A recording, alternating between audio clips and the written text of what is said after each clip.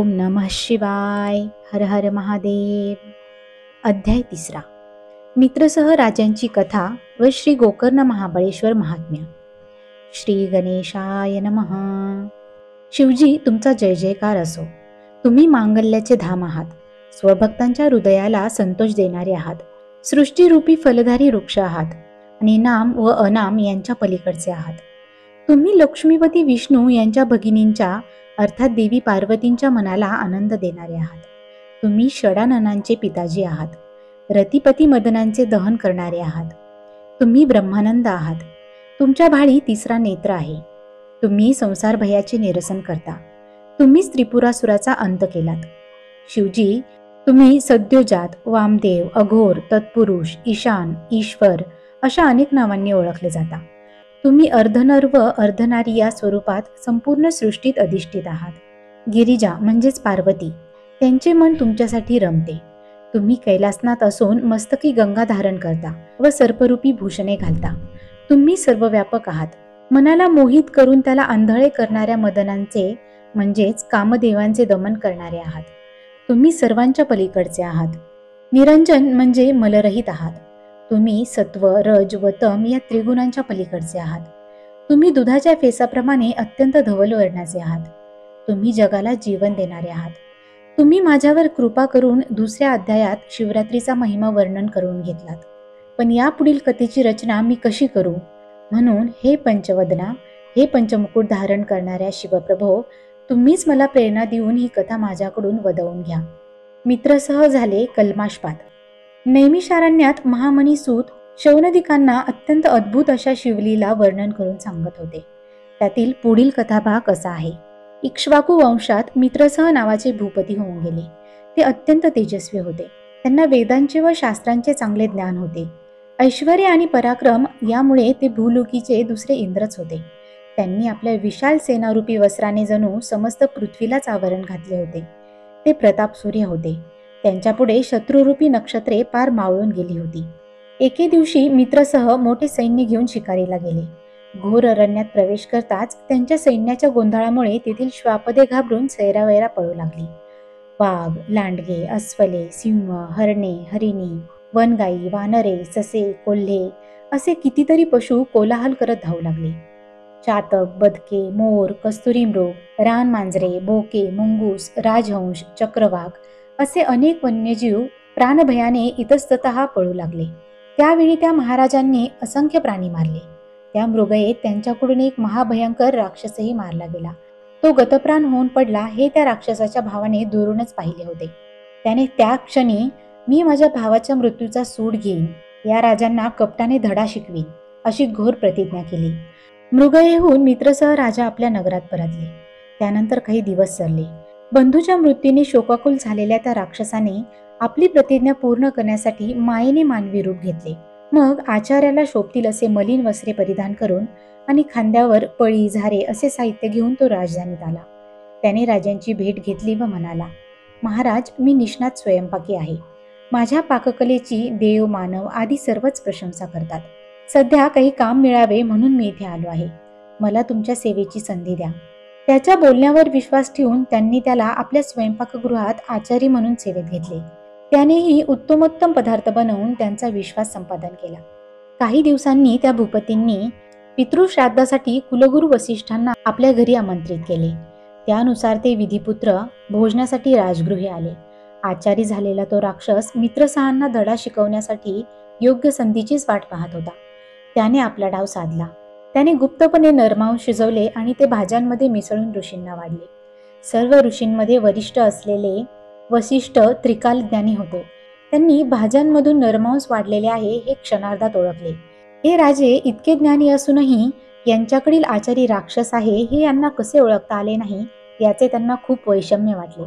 त्या आचार्याला कटकारस्थानास वाव मिळाला म्हणून त्यांनी राजांनाच दोषी ठरवले आणि जागेवरून उठून त्यांना शाप दिला.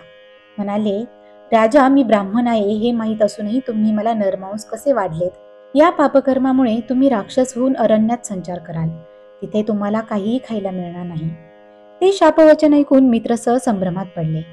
ते वसिष्ठांना म्हणाले, गुरुदेव, जे काही घडले त्यात माझा काय दोष? मी आचार्याला बोलावून आपल्या समक्षच विचारतो.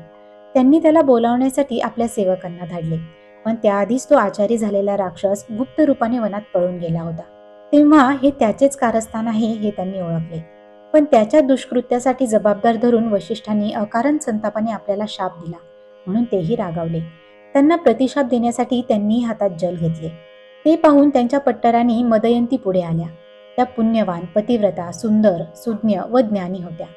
त्यांनी त्यांना अडवले. म्हणाल्या, नाथ, हे तुम्ही काय करत आहात? गुरूंना शाप देण्याचा शिष्यांना मुळीच अधिकार नाही, हे कसे विसरता? तुम्ही यांना शाप दिला तर तुम्हाला 1 कल्पापर्यंत नरक यातना भोगाव्या लागतील. ते ऐकून ते थांबले व म्हणाले, राज्ञी, तुम्ही खरोखरच चतुर आहात. तुम्ही माझी अधोगती टाळलीत. आता माझ्या हातात असलेल्या या जलाचे मी काय करू? हे भूमीवर टाकले तर ती दग्ध होईल, त्यात धान्य उगवणार नाही. मग त्यांनी ते जल आपल्याच पावलांवर टाकले. त्याच्या प्रभावाने त्यांचे दोन्ही पाय काळे पडले, त्यावर कोड उठले. तेव्हा मित्रसह राजांना कल्माशपाद हे नाव पडले. वशिष्ठांनीही आधीचा सर्व वृत्तांत जाणून दयाबुद्धीने त्यांना उशाप दिला. म्हणाले, राजा, 12 वर्षांनी राक्षस योनीतून मुक्त होऊन तुम्ही पुन्हा स्वस्थानी याल. ते निघून गेल्यावर कल्माशपादांचे रूप पलटले. ते भयंकर राक्षस रूपाने अरण्यात संचार करू लागले. ते अहोरात्र भुकेने व्याकुळ असत. वन्य पशुपक्षी मारून खात असत, पण त्यांची भूक भागत नसे. विशाल देहाचे, भाळी शेंदूर लावलेले, अकराळ विकराळ तोंडाचे, बाहेर दाढा आलेले, पिंजारलेल्या केसांचे, तांबारलेल्या डोळ्यांचे असे राक्षस रूपाचे कल्माशपाद क्षुधाक्रांत होऊन बरीच वर्षे त्या वनात हिंडत होते. एके दिवशी त्यांनी 12 वर्षांच्या एका सुंदर ब्राह्मण पुत्राला पाहिले. तो आपल्या लहानग्या पत्नीसह त्या वनामध्ये खेळत होता. त्यांनी त्या ब्राह्मण पुत्राला खाण्यासाठी पकडले. ते पाहून त्याची पत्नी काकुळतीला आली व आपल्या पतीला जीवनदान द्यावे म्हणून करून विलाप करत अत्यंत आर्ततेने त्यांना विनवण्या करू लागली. म्हणाली, अहो, तुम्ही पुण्यकर्म करणारे मित्रसह महाराज आहेत आणि हा राक्षस देह तुम्हाला ऋषींच्या शापाने मिळालेला आहे. गोब्राह्मणांचे रक्षण करते अशी तुमची थोर कीर्ती आहे, म्हणून माझ्या पतीला मारून ब्रह्महत्येचे पातक माती घेऊ नका, त्याला सोडा. ती ब्राह्मणी त्यांच्यासमोर गडबडा लोळली, त्यांचे पाय धरले व पुन्हा पुन्हा पदर पसरून त्यांची करुणा भागू लागली. म्हणाली, हे राजेंद्रा, माझ्यावर दया करा. माझ्या पतीला खाऊ नका. तुम्ही चतुर आहात, ज्ञानी आहात. या महापापाने तुम्हाला स्वर्ग मिळणार नाही. तिने त्यांना परोपरीने समजावले, पण त्यांना तिची दया आली नाही. ती आक्रोश करत असताना त्यांनी तिच्यासमोरच तिच्या पतीला ठार केले आणि त्यांचे मांस खाऊन तिथेच त्याची हाडे टाकली. त्या दुःखाने ती ब्राह्मणी आकांत करू लागली आणि डोके जमिनीवर आपटून तोंडात माती घालू लागली. त्या समयी त्या एकाकी वनात तिचे सांत्वन करायला कोणीही नव्हते. शोकाने आणि संतापाने थरथर कापणाऱ्या त्या पतिव्रतेने राक्षस रूपातील कल्माशपादांना शाप दिला. म्हणाली, हे दुर्मती, तुम्ही दुष्टपणा करून माझे पतिसुख हिरावून घेतलेत, मला वैधव्याच्या खाईत लोटलेत. मी माझ्या पतीशी संग करण्यास उत्सुक असताना त्याचा प्राण घेतलात. या अपराधाबद्दल तुम्हाला क्षमा नाही. आज तुम्ही राक्षस आहात, पण पुढे शापमुक्त होऊन पुन्हा राजा व्हाल. तेव्हा केवळ मदयंतीच नव्हे तर कोणत्याही स्त्रीशी संग केल्यास तुमचा त्याच क्षणी प्राण जाईल. तो शाप ब्रह्मा, विष्णू, महेश्वर यांनाही परत फिरवता येणार नव्हता. ब्राह्मणीच्या मुखातून नियती अटळ वचन बोलून गेली होती. तिने रडत रडत आपल्या पतीच्या अस्थी गोळा केल्या आणि चिता रचून त्या अस्थींसह अग्निप्रवेश केला. वसिष्ठांनी दिलेला शाप भोगत असतानाच आणखी एक शाप त्या राजेंद्रांच्या माथी बसला होता. ते स्तंभित झाले. काय करावे हेच त्यांना सुचेना. मृगये दरम्यान झालेला राक्षसाचा वध आपल्याला इतका महागात पडेल आणि अनिवार्य दुःख भोगायला लावेल असे त्यांच्या स्वप्नातही आले नसेल. असो, 12 वर्ष पूर्ण होताच राक्षस झालेल्या कल्माशपादांना पुन्हा पूर्वीचे रूप प्राप्त झाले. ते नगरात परतले. एका तपानंतर त्यांची व मदयंतीची भेट झाली, पण ब्राह्मणीच्या शापाने त्यांच्या अंतःकरणात ठसलेली चिंता त्यांना स्त्री सहवासापासून सारखी परावृत्त करत होती. ते राणींपासून जाणीवपूर्वक दूर राहत होते. या त्यांच्या वर्तनावरून आपल्या स्वामींचे काहीतरी बिनसले आहे हे चाणाक्ष मदयंतीच्या लक्षात आले. त्यांनी त्याबद्दल विचारणा केली असता राजांनीही आपले मन मोकळे केले. वनात घडलेल्या ब्रह्महत्येचा व ब्राह्मणीच्या शापाचा सर्व वृत्तांत त्यांना सांगितला. तेव्हा त्यांच्याही आनंदावर विरजन पडले. त्यांच्यासाठी ती फार मोठी दुःखद घटना होती. त्या कपाळ पडवत रडू लागल्या. म्हणाल्या, हाय रे दैवा, कोणते पूर्वकर्म आडवे आले म्हणून पती सौख्याला मुकले. महाराज आपला निर्वंश झाला. त्यांच्या दुःखाला पारावार उरला नव्हता. पण थोड्या वेळाने स्वतःला सावरून त्या राजांना म्हणाल्या, नाथ, जे झाले ते झाले. दैवगती कोणाला चुकली आहे. आता मात्र सावध राहा, मनाला आवरा वासना अतिशय वाईट असते. ती कधी घात करेल याचा नेम नाही. म्हणून ब्रह्मचर्य पालन करून स्वतःचा जीव वाचवा. कोणत्याही स्त्रीशी बोलू नका. हे निखाऱ्यांच्या शय्येवर निजण्यासारखे आहे. मोठे अग्निदिव्य आहे. हे तुम्हाला करावेच लागेल. दिवसांमागून दिवस जात होते. मदयंतींचा सहवास लाभूनही कल्माशपाद श्रीसुखाला वंचित झाले होते. त्यांच्या संसाराला काही अर्थच उरला नव्हता. ते अहोरात्र तळमळत होते. केल्या कृत्याचा पश्चाताप वाटून स्वतःला दोष देत होते. मुक्तसंचारी वाघाला सापळ्यात पकडावे, नागाचे दात पाडून गारुड्याने त्याला दीन करून टाकावे, मदोन्मत्त बैलाला वेसन घालावी वा मोठ्या हत्तीला धरून अंकुशाच्या माराने आवरावे, त्याप्रमाणे त्या शापामुळे त्या बलाढ्य भूपतींची हीनदीन अवस्था झाली होती. वंशवृद्धीचाही प्रश्न होताच. त्यांनी धर्मशास्त्र पाहिले तेव्हा अशा संकटकाळी गुरूंकडून नियोग पद्धतीने आपल्याच पत्नीच्या गर्भातून पुत्रोत्पत्ती करता येते आणि धर्मशास्त्राने अपवाद म्हणून ही सवलत दिलेली आहे हे कळताच त्यांना हायसे वाटले. त्यांनी वशिष्ठांची भेट घेतली आणि त्यांना आपली व्यथा सांगून मदयंतींना भोगदान देण्याची विनंती केली. त्यांनीही ते मान्य केले. त्यांच्यापासून राज्ञींना एक दिव्य पुत्र झाला. वंशवृद्धीची चिंता मिटली असली तरी मूळ समस्या तशीच होती. कल्माशपाद मनोमन उबगले होते. त्यांच्या मनात सारखे गृहत्यागाचे विचार येऊ लागले. म्हणून सर्व प्रकारच्या राजविलासांचा त्याग करून ते अरण्यात निघून गेले. त्यांच्या मनात कामवासना उठत असे.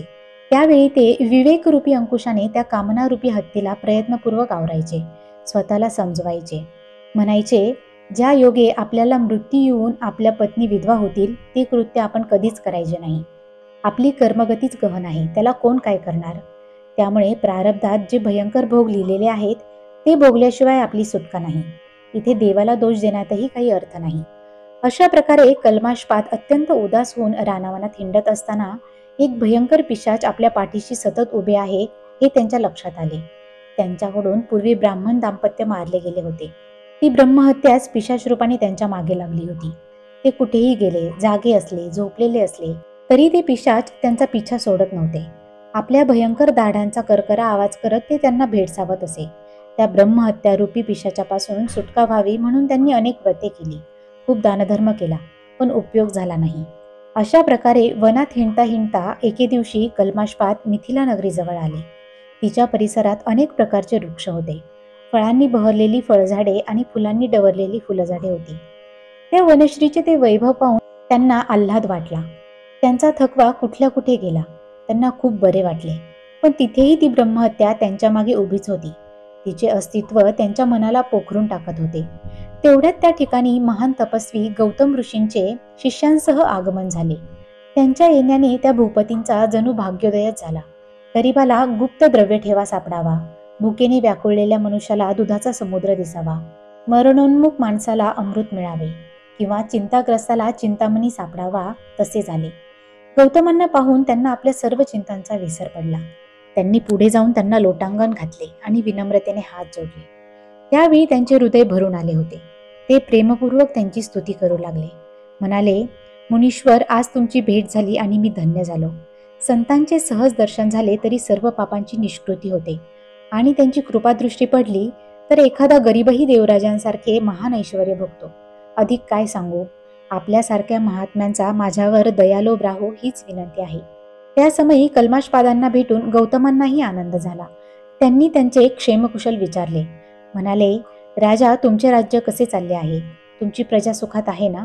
तुमचे प्रधान व मंत्री आपापली कर्तव्ये नीट पाडत आहेत ना?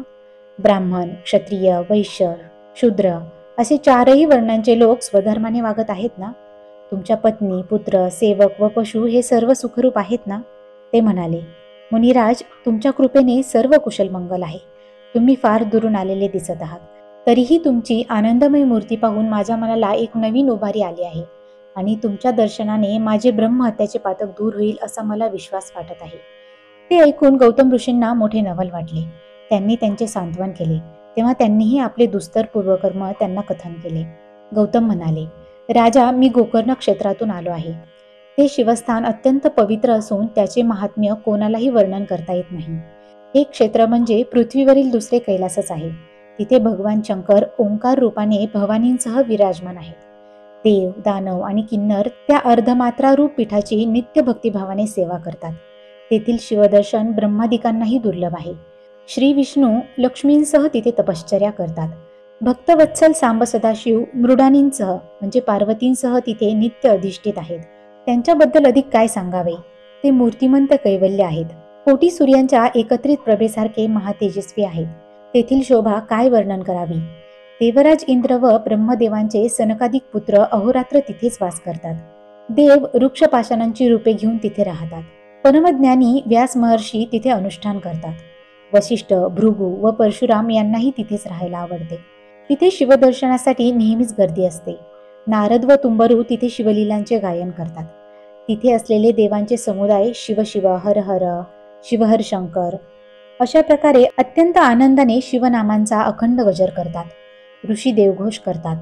अष्टनायिका नृत्य करतात. तर गंधर्व आपल्या सुश्राव्य गायनाने त्या महेश्वरांना तोषवतात. गोकर्ण हे अतिशय उत्तम, तेजोमय व गूढरम्य स्थान आहे. त्याचा परिसर नानाविध वृक्षवल्लींनी संपन्न व रमणीय आहे. तेथील शिवालयात शुभ्र लखलखीत सिंहासन आहे. त्याची चारही महाद्वारे रत्नखचित आहेत. पूर्वद्वारावर ऐरावतावर आरूढ देवराज इंद्र आहेत. यमराज दक्षिण द्वाराचे रक्षण करतात. पश्चिमद्वारी वरुण, तर उत्तरेच्या द्वारावर शिवजींचे परममित्र कुबेर रक्षणार्थ उभे आहेत. कर्पूर गौरव भवानी यांचे हे निवासस्थान म्हणजे संतांचे व साधकांचे माहेरघर आहे. त्या महाप्रभूंच्या मूर्तीचे ध्यान करावे. त्यांच्या भोवती असलेल्या महासिद्धींचे पूजन करावे. त्यांच्या भोवती असलेली आवरण देवता कात्यायनी व अष्टभैरव यांची पूजा करावी. तिथे अष्टवसू, अष्टदिक्पाल, एकादश रुद्र व द्वादश आदित्य हात जोडून अहर्निश उभे असतात. अष्टसिद्धी व नवनिधी तिथेच राहून विनम्र भावाने भगवान शंकरांची आराधना करतात. राजा, मी नेहमी तिथेच राहतो. इतर क्षेत्री लाखो वर्ष केलेली तपश्चर्या ही गोकर्ण क्षेत्रात केलेल्या एका दिवसाच्या तपा एवढी असते. तिथे जप तपादी कर्मे केल्याने ते सदाशिव लगेच प्रसन्न होतात. तिथे सोमवार, अमावस्या, संक्रांत, प्रदोष व पर्वकाळी समुद्रस्नान केल्याने सर्व तीर्थस्नानांचे पुण्यफल लाभते. पूर्वी रावण, कुंभकर्ण व बिभीषण यांनी तिथेच शिव अनुष्ठान केले होते. मोक्षप्राप्ती करून देणारे हे निर्वाण लिंग रावणांनी कैलासावरून तिथे आणले आणि गणपतींनी त्याची स्थापना केली. सूत मुनी शौनकादिकांना मित्रसह राजांची कथा सांगत होते. त्यात ओघाने गोकर्ण महात्म्य आले. ते ऐकून उपस्थित श्रोत्यांची जिज्ञासा वाढली. ते म्हणाले, महाराज, शिवलिंग स्थापनेची ती कथा ऐकण्यास आम्ही अगदी आतुर झालो आहोत, म्हणून त्याविषयी सविस्तर सांगा. मित्रसह राजांची कथा त्यानंतर सांगा. श्रोत्यांच्या आग्रहावरून सुतांनी जो कथाभाग सांगितला तो असा आहे. कैकसी या रावणांच्या मातोश्री. त्या शिवभक्त असल्यामुळे नित्य शिवाराधना करायच्या आणि शिवलिंगाची पूजा झाल्याशिवाय पाणीही ग्रहण करायच्या नाहीत. रावणांचे कल्याण व्हावे आणि त्यांना सर्वत्र विजय मिळावा म्हणून त्या पंचधान्यांच्या पिठाचे शिवलिंग तयार करून त्याची पूजा करायच्या. तेव्हा त्यांच्या उपासनेने रावण बलाढ्य झाले तर ते कोणालाही ऐकणार नाहीत. ते स्वर्गावर स्वारी करून आपल्यालाही पदच्युत करतील. असा विचार करून देवेंद्रांनी ते शिवलिंग कपटाने समुद्रात बुडवले. त्यामुळे कैकसी निराश झाल्या. त्यांनी अन्नोदक वर्ज्य केले. रावण मातृभक्त होते. त्यांनी त्यांची समजूत काढली. म्हणाले, आई, चिंता करू नका. मी कैलासावर जाऊन शिवजींकडून त्यांचे आत्मलिंगच मागून आणतो. तुम्ही त्याची पूजा करा. रावण 14 विद्या व 64 कलांमध्ये पारंगत होते. त्यांनी वेदांचे विभागवार अध्ययन करून सार ज्ञान मिळवले होते. तेही शिवभक्त होते. शिवजींना प्रिय होते. मातोश्रींना शब्द दिल्याप्रमाणे ते कैलासावर गेले. तिथे दीर्घकाळ घोर तपश्चर्या केली. मग शिवप्रभूंना प्रसन्न करून घेण्यासाठी प्रेमपूर्वक अद्भुत गायन केले. त्यासाठी स्वहस्ते आपले मस्तक छेदले. शिरा काढून त्यांच्या स्वरयुक्त तारा बनवल्या. त्या वाद्यांना जोडून राग, रागिण्या व उपराग यांचे शास्त्रोक्त गायन केले. मूर्छना, कंपन आदींनी युक्त सप्त, स्वर, तालबद्ध असे दिव्य संगीत गायले. नानाविध गद्यपद्य रचना, गीते, स्तोत्रे वेगवेगळ्या शैलींमध्ये म्हटली. शिवलीलांचे वर्णन केले. शिवनामाचा अखंड जप केला. त्यांनी प्रेमपूर्वक केलेल्या त्या उत्कट आराधनेने व तपश्चर्येने शिवजी प्रसन्न झाले आणि त्यांच्या सन्मुख प्रकट होऊन म्हणाले, दशानन, तुमची सेवा भक्ती पाहून मी अत्यंत संतुष्ट झालो आहे. तरी इच्छित वर मागून घ्या. ते म्हणाले, भगवन, मला तुमचे आत्मस्वरूप लिंग द्या. तसेच त्रिभुवनातील नितांत सुंदर अशी स्त्रीही द्या. तेव्हा उदारमूर्ती शिवजींनी निज भक्तांचे मनोरथ पुरवण्यासाठी आपल्या हृदयातून अत्यंत दैदिप्यमान असे आत्मलिंग काढून रावणांच्या हाती दिले. त्यांच्या औदार्याची ती परीसीमाच होती. ब्रह्मानंद रूपी रसाचे ओतीव साकार रूप. ब्रह्मादिकांनाही अतर्क्य व अप्राप्य, मुनिजनांचे ध्येय, सनकादिकांचे पूज्य दैवत. वेद, शास्त्रे व पुराणे त्याचे महात्म्य आवडीने सांगतात. ते लिंग म्हणजे त्रिगुणातीत परब्रह्म, अज, अतीत, अनाम, सच्चित आनंदाचे निधान, योग्यांचे विश्रांती स्थान, परमशांतिरूप निर्वाण धाम, साक्षात मोक्ष. ज्यांनी इच्छा मात्रे चित्रविचित्र अनंत ब्रह्मांडे रचली, ज्यांच्याविषयी बोलताना वेद व शास्त्रे वादविवाद करून मौनावली, त्यांचे ते निजरूप, सहरूप, सहस्रावधी बालवीरांप्रमाणे अत्यंत तेजस्वी प्रभा असलेले ते पुरातन दिव्यलिंग रावणांनी आदरपूर्वक आपल्या हाती घेतले. त्यानंतर शिवजींपुढे नतमस्तक होऊन ते म्हणाले, प्रभू त्रिलोचन, तुम्ही त्रिदोषांचे शमन करणारे आहात, सर्वोत्तम आहात, सच्चित आनंद स्वरूप आहात आणि नाम अनाम यांच्या पलीकडचे आहात. तुम्ही माझी पहिली इच्छा पुरवलीत. आता मला त्रिभुवनात अत्यंत सुंदर लावण्य सागरातील अनुपम रत्न व अपर्णांचीच दुसरी प्रतिमा अशी स्त्री द्या. त्यावर ते म्हणाले, वत्स, यांच्यासारखी दुसरी स्त्री निर्माण करणे ब्रह्मदेवांनाही शक्य नाही, म्हणून तुम्ही त्यांनाच घेऊन जा. रावणांनाही तेच हवे होते. अपर्णा मिळाल्याने त्यांना खूप आनंद झाला. त्यांनी त्यांना आपल्या खांद्यावर घेतले आणि एका हाती ते दिव्य आत्मलिंग घेऊन दक्षिणेकडे निघाले. शंभू महादेवांची लीला अतर्क्य आहे हे पार्वतींना चांगले ठाऊक होते. त्यांनी त्यांना दशाननांसमवेत पाठवले असले तरी लिंग रूपाने ते त्यांच्याबरोबरच होते. तसेच या घटनेतून पुढे काहीतरी चांगलेच घडणार आहे याची जाणीव असल्यामुळे त्या रावणांसमवेत निघाल्या होत्या. ते दृश्य पाहून देवांमध्ये मोठी खळबळ माजली. हे काय विपरीत झाले या विचाराने गजानन, स्कंद म्हणजेच कार्तिकेय, वीरभद्र, नंदी व शिवपरिवारातील सर्वच अक्षरशः तळमळू लागले. ते अगतिक होऊन शिवजींना म्हणाले, देवा, हे हो कसले औदार्य, निज भक्तांना भवानीच देऊन टाकल्यात. तेव्हा त्यांची चिंतामग्न अवस्था पाहून ते प्रभू हसून म्हणाले, अहो, काळजी कसली करता, ते वैकुंठनाथ भवानींचे बंधू आहेत. आपल्या भगिनींचा कैवार घेऊन ते आता धावत येतील पहा. त्यावर गजानन, षडानन काय बोलणार, ते गप्पच राहिले. इकडे रावणांबरोबर जाताना भवानी मनोमन भगवान विष्णूंचा धावा करत होत्या. हे विष्णू, हे पद्मजतात, लवकर धावा. हे लक्ष्मीपते, हे कमलनयना, हे वेदशास्त्रांना वंदनीय असणाऱ्या नारायणा, हे सुहास्यवदना, हे नीलमेघासन कांती असणाऱ्या वैकुंठनाथा, सत्वर धावत या. मला सोडवा. तुम्ही मधु, कैटभ, नरकासूर, मूर आदी दैत्यांचा वध केलात. भक्तांच्या रक्षणासाठी 10 अवतार घेतलेत. हे पितांबरधारी जनार्दना, तुम्ही जगद्गुरु आहात. मदनांचा अंत करणाऱ्या माझ्या पतिदेवांच्या अर्थात शिवजींच्या मनाला आनंद देणारे आहात. हे प्रद्युम्नतात श्रीहरी, तुम्ही दुष्ट असुरांचा नाश करणारे आहात. अत्यंत उदार आहात, म्हणून माझी आर्तता जाणून अविलंब धावत या. आता तुम्हीच माझे सहाय्य करते आहात. तेव्हा पार्वतीची ती आर्त हाक ऐकून भगवान विष्णू वेगाने धावले. ते ब्राह्मणांचे रूप घेऊन रावणांच्या मार्गात उभे राहिले आणि म्हणाले, दशानन, तुम्ही धन्य आहात. या दिव्य स्वरूप देवी तुम्हाला कुठे मिळाल्या? ते म्हणाले, विप्रवर्य, या पार्वती आहेत आणि स्वतः शिवजींनीच मला दिले आहेत. तेव्हा ब्राह्मण रूप श्रीहरी म्हणाले, काय पार्वती, तुमची फसगत तर झाली नाही ना? त्या तर अप्रतिम लावण्यवती आहेत आणि या किती कुरूप आहेत, पाहिलेत का? ते ऐकून रावण संभ्रमात पडले. त्यांनी पार्वतींकडे पाहिले. त्यांचे स्वरूप पाहून त्यांना मोठा धक्का बसला.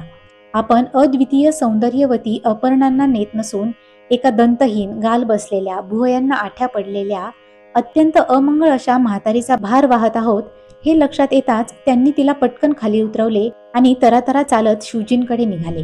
त्यांची फसगत पाहून श्रीहरींना हसू आवरेना.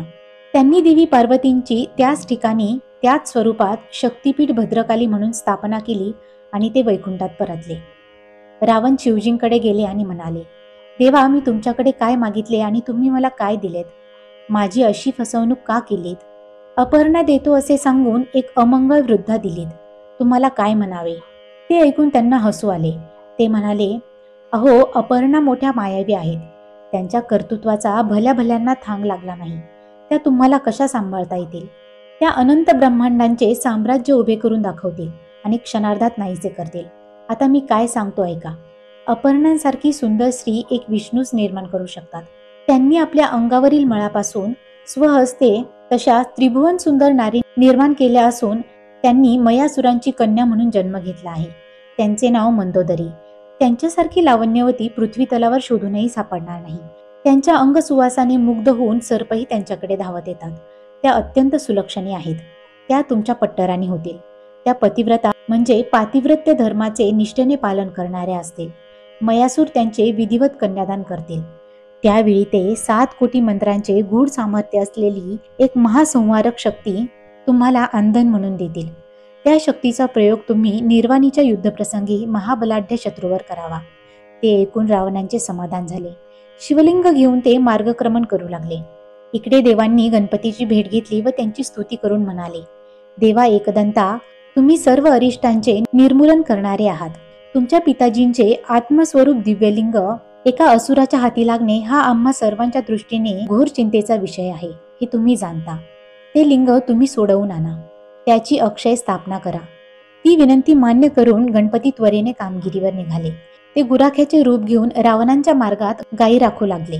त्याचवेळी ईश्वरी मायेने रावणांना लघुशंकेला जाण्याची निकड उत्पन्न झाली. मूत्र तुंबल्यामुळे त्यांच्या पोटाला तडस लागली होती. ते एक एक पाऊल मोठ्या कष्टाने पुढे टाकत होते. स्वतःचे आत्मलिंग देताना शिवजींनी त्यांना हे लिंग तुम्ही जमिनीवर अजिबात ठेवायचे नाही असे आधीच बजावून ठेवले होते. त्यामुळे काय करावे हेच त्यांना सुचेना. लिंग हातात घेऊन लघुशंका करावी हेही योग्य वाटेना.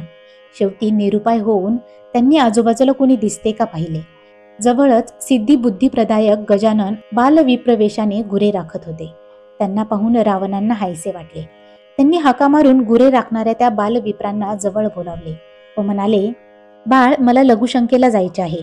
मी जाऊन येईपर्यंत हे पवित्र शिवलिंग तुम्ही थोडा वेळ हातात धरा. त्यावर ते म्हणाले, महोदय, माझ्या गायी रानावनात पळतात, म्हणून त्यांच्यावर सारखे लक्ष ठेवावे लागते. तुम्हाला लघुशंकेला किती वेळ लागेल कोणास ठाऊक. त्या समयी लंकापतींना कधी एकदा आडोशाला जातो असे झाले होते. ते म्हणाले, लघुशंकेला कितीचा वेळ लागतो, मी लगेच जाऊन येतो. ते म्हणाले, ते काही मला माहीत नाही. तुम्हाला वेळ लागल्यास मी 3 हाका मारीन. त्या ऐकूनही तुम्ही आला नाही तर मात्र हे लिंग मी जमिनीवर ठेवीन. ते मान्य करून त्यांनी ते आत्मलिंग त्या बालविप्रांकडे दिले आणि दूर जाऊन आळोशाच्या जागी लघुशंकेला बसले. गणपतींचे चरित्र अत्यंत अगाध आहे. भगवान शंकरांची सेवा उपासना करता यावी म्हणून साक्षात विष्णूच गणेश रूपाने शंभूंचे पुत्र म्हणून अवतरले होते. असो, रावण लघुशंकेला गेल्यावर त्यांनी अशी अद्भुत माया रचली की त्यांची लघुशंका संपता संपेना. आता येतो असे सांगून गेलेले लंकेश बराच वेळ झाला तरी परतून आले नाहीत. घटकाभर वाट पाहिल्यावर गणेश त्यांना म्हणाले, अहो, झाले की नाही? माझ्या गायी दूर गेल्या आहेत, लवकर या. रावणांनी हात हलवून त्यांना थांबण्यास सांगितले. घटकाभराने त्यांनी पुन्हा हाक मारली, पण ते आले नाहीत. 3री घटका सरत आली. तरीही पंडितांशी वाद घालताना पाखंडी ऐकत नाहीत तसे रावणांचे मूत्र विसर्जन संपेना. शेवटी आणखी एक हाक मारून गणपती म्हणाले, अहो, तुमची वाट पाहून मी कंटाळलो आहे. तुम्हाला आणखी उशीर झाला तर माझ्या गायी भरकटतील. आता हे शिवलिंग तुमचे तुम्हीच सांभाळा, मी चाललो. ते ऐकून रावणांनी त्यांना परावृत्त करण्याचा खूप प्रयत्न केला, पण त्यांनी त्यांचे ऐकलेच नाही. त्यांनी ते आत्मलिंग खाली जमिनीवर ठेवले. भूमीचा स्पर्श होताच ते तिच्याशी एकजीव झाले. अगदी दृढ बसले. त्याला ब्रह्मादिकही हलवू शकत नव्हते. तिथे इतरांची काय कथा. रावण तसेच उठले आणि रागारागाने पाय आपटत धावले. त्यांनी त्याच अपवित्र स्थितीत लिंगाला उपटण्याचा प्रयत्न केला. त्यामुळे पृथ्वी हादरू लागली. पण शेवटी सर्व खटपट वाया गेली. अनंत देहकष्ट सोसून प्रयत्नपूर्वक मिळवलेले ते आत्मलिंग असे डोळ्यांदेखत गमवावे लागले, याचे त्यांना निरतिशय दुःख झाले. ते क्रोधाने बेभान झाले आणि त्या गुराखी ब्राह्मण बालकांना पकडून जबरदस्त शिक्षा करावी म्हणून मोठ्या आवेशाने त्यांचा पाठलाग करू लागले. ते पाहून गायींच्या मागे धावणारे गजानन अचानक अदृश्य झाले. गायीही भूगर्भात गुप्त होऊ लागल्या. रावणांनी धावत जाऊन एका गायीचा कान पकडला व तिला वर ओढण्याचा शर्थीचा प्रयत्न केला, पण काहीही उपयोग झाला नाही. शेवटी त्यांनी त्या शिवलिंगाची तिथेच पूजा केली.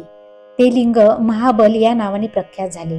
लोक त्या शिवपीठाला गोकर्ण महाबळेश्वर म्हणून ओळखू लागले. रावण निराशेने लंकेस परतले. त्यांनी आपल्या मातोश्रींना सर्व वृत्तांत सांगितला. तेव्हा लिंग आणता आलेले नसले तरी त्यांनी केलेले प्रयत्न प्रामाणिक होते म्हणून कैकसींनी त्यांचे कौतुकच केले. तेव्हापासून त्याही नित्यनेमाने तिथे जाऊन शिवपूजन करू लागल्या. रावण, कुंभकर्ण व बिभीषण तिथेच अनुष्ठान करत असत. त्या पुण्यप्रभावानेच दशाननांनी देवांवर विजय मिळवला. शिवजींच्या वरदानामुळे मयासुरांनी आपल्या कन्यका मंदोदरी यांचा विवाह लंकापतींशी लावून दिला आणि त्या प्रसंगी महाप्रबळ शत्रूलाही परास्त करू शकेल अशी अमोघ शक्ती अंधन म्हणून दिली. रावणांचा वंश खूप वाढला. त्यांना अनेक पुत्र व नातू होते. इंद्रजितांसारखा पराक्रमी पुत्र, 18 अक्षौहिणी सैन्यभार, अपार संपत्ती आणि सर्व प्रकारचे ऐश्वर, या सर्व गोष्टी त्यांना श्री क्षेत्र गोकर्ण महाबळेश्वर इथे केलेल्या शिव अनुष्ठानामुळेच प्राप्त झाल्या होत्या. गौतम ऋषी मित्रसह राजांना म्हणाले, हे नृपोत्तमा, असे आहे गोकर्ण क्षेत्राचे महात्म्य. ते ब्रह्मादिकांनाही वर्णन करता येत नाही. इथे शिवजींचे आदिलिंग गणेशांच्या हस्ते स्थापन झालेले असल्याने देव आणि ऋषी त्यांची भक्तिभावाने पूजा करतात. आम्ही तिथूनच आलो आहोत. मिथिलेच्या राजांनी यज्ञ यागाचे आयोजन केलेले आहे. त्यांच्या निमंत्रणावरून आम्ही इथे येत असताना मार्गामध्ये एक अद्भुत घटना घडली. ती तुम्हाला सांगतो, ऐका. इथे येत असताना आम्ही एक विशाल वटवृक्षाखाली विश्रांतीसाठी बसलो होतो. तिथे एक पापी स्त्री पाहिली. तिचे स्वरूप इतके अमंगळ होते की कोणालाही शिसारी यावी. जन्मापासून आंधळी, त्यात बहिरेपण, सर्वांगाला कुष्ठरोग झालेला, शरीरावर ठिकठिकाणी जखमा होऊन त्यात किडे पडलेले, त्यामुळे येणारी असह्य दुर्गंधी, हातापायांची बोटे गळून गेलेली, दात नाहीत, कान व नाक झडून गेलेले, कातडी झडून गेलेली, तहान भुकेने व्याकुळ झालेली आणि वस्त्रहीन अशी ती स्त्री आपली पूर्वीची महापातके भोगत धुळीत लोळत पडली होती. तिचे मरण जवळ आले होते. तेवढ्यात आम्हाला आकाशातून एक लखलखीत दिव्य विमान येताना दिसले. तिला नेण्यासाठी ते शिवजींनी पाठवले होते. त्यात 5 मुखे व 10 हात असलेले 4 शिवदूत बसले होते. त्यातील एक दूत कोटी सूर्यांप्रमाणे अत्यंत तेजस्वी होते. दुसरे चंद्राप्रमाणे शीतल प्रभा असलेले होते. तिसरे अग्नींसारखे दाहक वाटत होते. तर चौथ्यांच्या भाळी चंद्रकोर विराजमान होती. त्या विमानातील वादक तंत, वितंत, घन व सुस्वर अशी 4 प्रकारची वाद्य वाजवत होते. अष्टनायिका मनोहर नृत्य करत होत्या. गंधर्व आणि किन्नर शिवमहात्म्य गात होते. ते पाहून आम्हाला मोठे नवल वाटले. मी त्यांना विचारले, काय हो, हे दिव्य विमान घेऊन तुम्ही कोणाचा उद्धार करण्यासाठी आला आहात? शिवदूत म्हणाले, आम्ही आमचे स्वामी भगवान शंकर यांच्या आज्ञेने या स्त्रीला शिवलोकी नेण्यासाठी आलो आहोत. ते ऐकून मला आश्चर्याचा धक्काच बसला. मी पुन्हा विचारले, ही पातकी स्त्री आपल्या पूर्वजन्मकृत पापांचे भयंकर फळ भोगत आहे आणि हिची दुर्दशा प्रत्यक्ष दिसतच आहे. तुम्ही हिला कोणत्या पुण्याईने शिवलोकी नेत आहात ते कृपा करून सांगा. शिवदूत म्हणाले, ऋषीवर्य, पूर्वजन्मी ही स्त्री केकई नावाच्या ब्राह्मणाची कन्या होती. तिचे नाव सुमित्रा. तिला आपल्या सौंदर्याचा खूप गर्व होता. ती कोणालाही जुमानत नसे. पित्याने तिचे लग्न लावून दिले, पण ती बालपणीच विधवा झाली. तारुण्यात पदार्पण केल्यावर ती स्वधर्म विसरली आणि शरीराची भूक भागवण्यासाठी वाम मार्गाला लागली. परपुरुषांशी चोरून संबंध ठेवू लागली. पित्याने तिला समजावण्याचा खूप प्रयत्न केला, पण तिने त्याचे ऐकले नाही. त्याने तिला शिक्षाही केली, पण तिचे वर्तन सुधारले नाही. याचा व्हायचा तोच परिणाम झाला. जार कर्मामुळे ती गरोदर राहिली. ही गोष्ट षटकर्णी होताच सर्व लोक तिची निंदा करू लागले. तिच्या दुर्व्यवहाराला कंटाळलेल्या बापाने शेवटी तिला घराबाहेर काढले. डोक्यावर छप्पर नाही, माहेरचा आधार तुटलेला, आप्त स्वकीयांनी पाठ फिरवलेली, अशा परिस्थितीत ती आश्रयासाठी वनवन हिंडू लागली. तिने स्वदेश सोडला. दुसऱ्या प्रांतातील एका श्रीमंत पण हीन व्यक्तीने तिला आश्रय दिला. तिच्याशी लग्न केले. आता भविष्याची चिंता नव्हती. पैसा अडका हाती खेळत होता. त्याच्यापासून तिला अनेक मुले झाली. त्याच्या घरी मद्य मांसाला तोटा नव्हता. मग तीही मांसभक्षण करू लागली. मद्याच्या धुंदीत मदमस्त राहू लागली. अशा प्रकारे विप्रकन्या म्हणून जन्मलेली सुमित्रा पथभ्रष्ट होऊन निषिद्ध आचरण करू लागली. एके दिवशी तिचा पती आपल्या सर्व नोकरांना घेऊन शेतावर गेला होता. घरी ती एकटीच होती. त्यावेळी तिला भूक लागली म्हणून ती मद्याच्या धुंदीतच उठली. तिचे डोळे उघडत नव्हते व तिला तोलही सावरता येत नव्हता. तिने हातात सुरा घेतला आणि बोकड समजून चुकून एक गोवत्सच मारला. तेव्हा त्या वासराचे केविलवाणी ओरडणे व त्याच्या मातेचे आर्त हंबरणे हेही तिला ओळखता आले नाही. तिने त्याची मान कापली आणि त्याला घरात नेले. थोड्या वेळाने तिची धुंदी उतरली. आपण बोकड्याऐवजी एक वासरू मारलेले पाहून ती एकदम उद्गारली, शिव शिव, माझ्या हातून नकळत हे काय विपरीत कर्म घडले. त्या समयी गोवत्स मारला म्हणून तिला वाईट वाटत होते, पण भुकेचे काय, ती स्वस्थ बसू देईना. तिने अर्धे वासरू कापून शिजवले. त्यातले थोडे मांस खाल्ले. मग वासराचे कलेवर बाहेर टाकून दिले व आरडाओरडा करून, काल रात्री आमचे वासरू वाघाने खाल्ले असा बोबाटा केला. कालांतराने सुमित्रा मरण पावली. तिने आयुष्यभर केलेली कुकर्मे, गोवत्सवध व गोमांस भक्षणादी महापापे यांमुळे यमदूतांनी तिला निर्दयपणे मारहाण करत यमलोकी नेले. तिला कुंभीपाक नावाच्या भयंकर नरकात टाकले. तेथील तलवारींसारखे टोकदार गवत उगवलेल्या रानातून फिरवले. तेथील तापलेल्या भूमीवर लोळवले, तप्त खांबाला बांधले.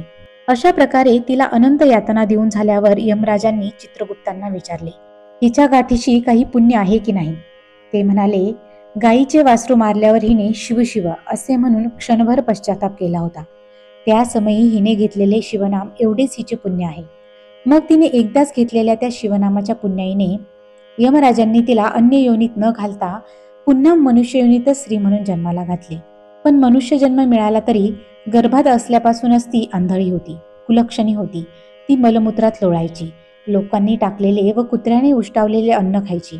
लहान असतानाच तिचे आई वडील वारले. ती निराधार व अनाथ झाली. हातात काठी घेऊन गावोगावी भीक मागत हिंडू लागली. त्यातच तिला कुष्ठरोग झाला. उपासमारी व भयंकर व्याधी यामुळे तिला जीव नकोसा झाला. एकदा शिवरात्रीच्या पर्वकाळी शिवदर्शन घेण्यासाठी असंख्य यात्रेकरू श्री क्षेत्र गोकर्णास जात होते. वाद्ये वाजत होती.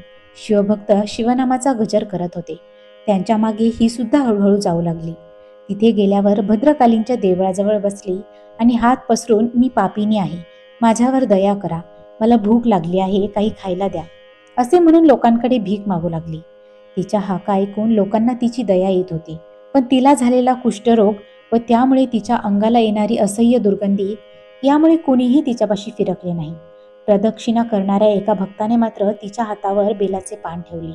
ती खाद्यवस्तू नाही म्हणून ती चरफडली. तिने ते पान रागाने भिरकावून दिले. ते वाऱ्याने उडून एका शिवलिंगावर पडले. अशा प्रकारे तिला शिवरात्रीच्या पर्वकाळी यात्रा, उपोषण, बिल्वदलाने पूजन, शिवभक्तांचा सहवास व जागरण घडले. लोक शिवनाम घेत असताना ही सुद्धा त्यांच्यासारखेच नामस्मरण करत होती. ती आता त्या वडाखाली येऊन पडली आहे. या नकळत घडलेल्या पुण्यकर्मांमुळे तिची पूर्वजन्मीची सर्व पापे नष्ट झाली आहेत, म्हणून आम्ही तिला नेण्यासाठी आलो आहोत. गौतम ऋषी मित्रसह राजांना त्या स्त्रीचा वृत्तांत सांगत होते. ते पुढे म्हणाले, हे नृपती, शिवगणांनी आम्हाला तिचा पूर्व वृत्तांत सांगितला. तेवढ्यात तिने आमच्या देखतच रोगाने जर्जर झालेल्या त्या देहाचा त्याग केला. गोकर्ण क्षेत्रात मरण आले हेही तिचे सद्भाग्यच. पूर्व देहातून बाहेर येताच तिला दिव्य शरीर प्राप्त झाले. शिवगणांनी तिला सन्मानाने शिवलोकी नेले. तिचे जन्मकल्याण झाले. म्हणून माझे तुम्हाला असे सांगणे आहे की तुम्ही आदरपूर्वक गोकर्णास जा. तिथे शिवरात्रीस पार्वतींसह महाबळेश्वरांची बिल्वपत्रांनी पूजा करा. तिथे तुमच्या चिंतेचे निवारण होईल. शिव महाप्रभूंच्या कृपा प्रसादाने तुम्ही ब्रह्महत्येसारखे पातक व ब्राह्मणीचा शाप यांतून मुक्त व्हाल. गौतमांनी केलेल्या मार्गदर्शनामुळे मित्रसह राजांना मोठे समाधान वाटले. त्यांनी त्यांना नमस्कार केला. त्यांचा निरोप घेऊन ऋषीवर्य शिष्यांसह जनकांच्या यज्ञासाठी मिथिला नगरीस गेले आणि मित्रसह गोकर्ण क्षेत्राकडे निघाले. गोकर्ण क्षेत्रात प्रवेशल्यावर त्या भूपतींना अगदी धन्य धन्य वाटले. तेथील पावित्र्य पाहून इथे शिवकृपेने आपला नक्की उद्धार होणार अशी त्यांची खात्रीच झाली. त्यांनी शिवरात्रीस उपोषण केले. महाबळेश्वरांचे दर्शन घेऊन त्यांची भक्तिभावाने यथासांग पूजा केली. या सेवेने ते उमानाथ अत्यंत प्रसन्न झाले. त्यांच्या प्रसादाने राजाच्या मागे लागलेले ब्राह्मण दाम्पत्याच्या हत्येचे पातक नाहीसे झाले. ते निर्दोष झाले. त्यांचे मन प्रपंचाला उबगले होते आणि आपल्याला शिवचरणी आश्रय मिळावा ही इच्छा दृढ झाली होती. त्यांचे मनोगत जाणून भगवान शंकरांनी त्यांना नेण्यासाठी कैलासावरून दिव्य विमान पाठवले. त्यात परम तेजस्वी आणि अनंत विजांच्या एकत्रित दीप्ती समान दिव्य विग्रहकांती असलेले शिवगण बसले होते. त्यांनी राजांना सन्मानाने त्या विमानात बसवले. त्यावेळी त्यांनाही त्या शिवगणांसारखाच 5 मुखे व 10 हात असलेला नवा स्वर्गीय देह प्राप्त झाला. देव त्यांच्यावर दिव्य पुष्पहारांचा वर्षाव करू लागले. अनंत प्रकारच्या मंगलवाद्यांच्या निनादाने आसमंत भरून गेला. अशा प्रकारे मित्रसह राजांना शिवस्वरूप प्राप्त झाले. इंद्रचंद्रादिकांची स्थाने ओलांडून शिवगणांनी त्यांना शिवलोकी नेले. श्रोते हो, असा हा शिवरात्री व्रताचा महिमा, असा आहे गोकर्ण क्षेत्राचा महिमा. धन्य धन्य ते शिवमंदिर. तिथे शिवजींचे आत्मलिंग दीनपतितांच्या उद्धारासाठी सदैव अधिष्ठित आहे. त्याच्या पूजनाने राजांना स्वरूपता मुक्ती मिळाली. कवी श्रीधर म्हणतात, ज्यांनी हा इतिहास सांगितला ते गौतम ऋषी खरोखरच धन्य होत. तुम्ही सर्व सज्जनांनी तो आदरपूर्वक ऐकला म्हणून तुम्हीही धन्य आहात. हंस जसे मानस सरोवराला वेढून बसलेले असतात, साधक जसे इष्ट देवतेच्या सभोवती बसतात, तसे तुम्ही सर्व श्रोते शोभत आहात. तुम्ही अवधान रूपी दिव्य अलंकार देऊन या श्रीधराचा गौरव करा. हे ब्रह्मानंद स्वरूप आदिपुरुषा, हे भीमा नदीच्या तीरी वास करणाऱ्या पांडुरंगा, हे श्रीधर कवीला वरदान देणाऱ्या कैलासनाथा, या पुढील सुरस कथाभाग तुम्ही माझ्याकडून वदवून घ्या. स्कंद पुराणातील ब्रह्मोत्तर खंडात असलेला श्री शिवलीलामृत हा एक महान ग्रंथ आहे. हा त्याचा 3रा अध्याय अतिशय गोड आहे. सज्जनांनी याचे अखंड श्रवण करावे अशी प्रार्थना आहे. अध्याय 3 समाप्त. श्री सांब सदा शिवार्पणमस्तु. हर हर महादेव. प्रिय भक्त हो, तुम्हाला जर आमचे अध्याय वाचन आवडत असेल तर व्हिडिओला लाईक करा, शेअर करा आणि आमच्या चॅनलला सबस्क्राईब करा. आणि हो, बेल आयकॉनवर नक्की क्लिक करा, म्हणजे पुढील व्हिडिओचे नोटिफिकेशन तुमच्यापर्यंत सर्वात आधी पोहोचेल. धन्यवाद.